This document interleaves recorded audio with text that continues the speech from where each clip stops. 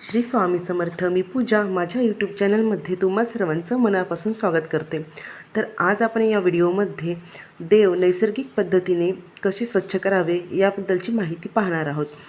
तर हे 3 पदार्थ वापरून आपल्याला देव स्वच्छ करायचे आहे. तर ते कोणकोणते पदार्थ आहेत तर चला तुम्हाला दाखवते. तर बघा, आपल्याला इथे घ्यायचं आहे दही, दुसरी गोष्ट म्हणजे लिंबू आणि तिसरी गोष्ट म्हणजे मीठ. हे 3 पदार्थ वापरून आपल्याला नैसर्गिक रित्या देव स्वच्छ करायचं आहे. न कुठली पितांबरी, न कुठलं लिक्विड आपल्याला. आणि तसंही शास्त्रात सांगितलेलं आहे की देवांना कोणतंही म्हणजे लिक्विड किंवा पितांबरी हे वापरू नये.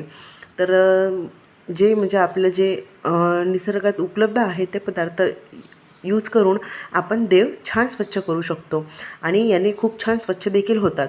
आता पितांबरीने कसं होतं की म्हणजे आपण देव स्वच्छ करतो पण मग लगेच 2-3 दिवसामध्येच देव काळे दिसायला लागतात. पण या गोष्टी वापरून जर आपण देव स्वच्छ केले तर ते छान चमकतात. आठवडा किंवा 10-12 दिवस तरी देव आपले छान राहतात. हा माझा अनुभव आहे.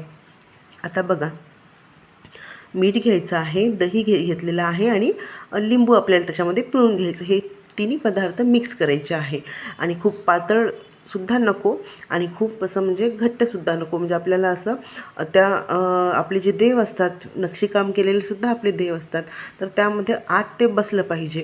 तर खूप जास्त पातळही नको आणि खूप जास्त घट्ट देखील नको, म्हणजे मीडियममध्ये ते झालं पाहिजे. तर मग हे आपल्याला मिक्स करून अशा प्रकारे देवाला घासून घ्यायचं आहे. बघा, आता जे म्हणजे हे पितळीचे देव आहे, जे तांब्याचे आपले भांडे असतात की देवाचे किंवा देव वगैरे असतात, तर त्यांना काय करायचं आहे, म्हणजे तुम्ही लावून नाही ठेवायचं आहे. यांना पितळीच्या देवांना किंवा पितळीच्या भांड्यांना जर लावून ठेवलं थोडा वेळ 2-3 मिनिट तर चालेल. पण तांब्याच्या याला लावून ठेवू नका. लगेच तुम्ही ते घासून लगेच पाण्याने धुवून घ्या. आता माझ्याकडे तांब्याचं म्हणजे मी भांडे वगैरे नाही घेतलेलं आहे, फक्त माझ्याकडे जे देव आहेत तेच मी घेतलेले आहेत. तर हे देव मी इथे स्वच्छ करून घेत आहे.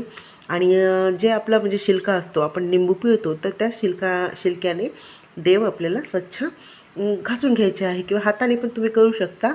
मग लिंबाच्या शिलक्याने सुद्धा करून घ्यायचे आहे.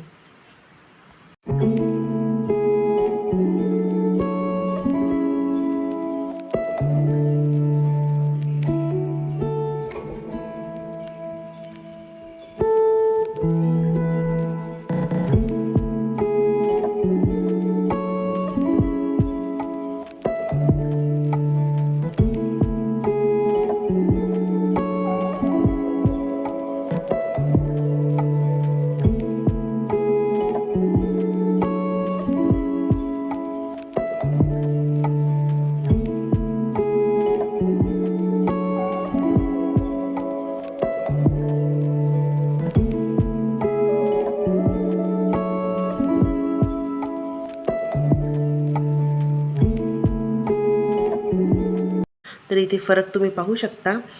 कसे हे माझ्याकडे विष्णू-लक्ष्मी मातेची मूर्ती आहे, कशी चमकत आहे. लगेच थोडंसं मी त्याला म्हणजे लावून घेतलं आणि 2-3 मिनटे ठेवलं असेल दुसरे देव घासेपर्यंत आणि मग धुवून घेतलं. तर बघा किती छान असं म्हणजे चमक मारत आहे ते देव. तर तुम्ही देखील अशा प्रकारे म्हणजे हे करू शकता. आता ही जी पिंड आहे माझी महादेवाची ना, तर त्याच्या पण आतमध्ये असं थोडंसं म्हणजे खराब झालं होतं. तर ती पण बघा आता छान म्हणजे त्या या जे हे आहे, मी जे सोल्युशन तयार केलं आहे त्याने खूप छान असं स्वच्छ झालेलं आहे. पिंड देखील स्वच्छ झालेली आहे आणि मी यानेच म्हणजे माझे देव स्वच्छ करत असते.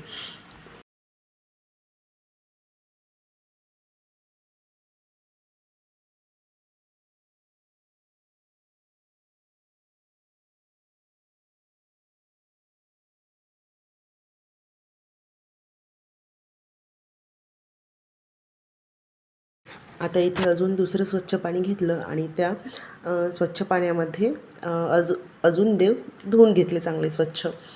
आणि मग अशी मी तुम्हाला सांगितलं की तांब्याच्या भांड्याला किंवा तांब्याच्या देवाला तुम्ही म्हणजे हे लावून नका ठेवू. कारण काय होतं ना, जर आपण लावून ठेवलं तर ते डाग पडतात. त्याच्यामुळे ते लगेच धुवून घ्यायचे आणि पुसून घ्यायचे लगेच. त्याच्यामुळे ते म्हणजे डाग पडणार नाही त्याच्यावर.